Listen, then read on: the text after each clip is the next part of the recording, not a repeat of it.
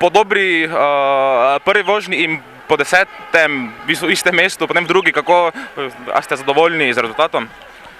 Lahko rečem, da sem kar zadovoljen z rezultatom, sploh po tisti ponesrečeni tekmi v Alta Bedi, tako da sem vesel, da sem prišel nazaj med prvo deseterico in si polepšal malo praznike in pa seveda dobil novo motivacijo za naprej. V bistvu, čez vso tekmo je bilo močno sneženje, kakšni so bili pogoji na progi? Moram reči, da samo sneženje ni oviralo, ker je dosti tekmovalcev, ker sneg se ni limal na šipce in tako da se je normalno videl. In sneg ni igral neke pomembne vloge. Razen tega, da je pač malo umehčal progo in posledično bila seveda malo slabša, kot pa pri ženskah včeraj.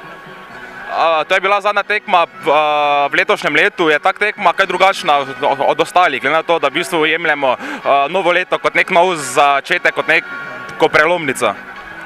Bom rekel, da ne. Sezona je sezona. Naša traja od novembra do aprila, tako da pač je vmes novo leto, ampak to ne igra nobene vloge. V zadnjem času je v bistvu vedno več nočnih tekem. Kako te tekme vplivajo na smučarja? Je vidljivost kaj slabša oziroma so lahko te luči moteč faktor? Ne, bom rekel, da ravno nasprotno. Luči vsaj meni dosti bolj ustrezajo, ker jaz imam vedno problem, kadar je malo oblačno in ker ima slabša vidljivost, se zelo slabo počutim, ker ne vidim podlage.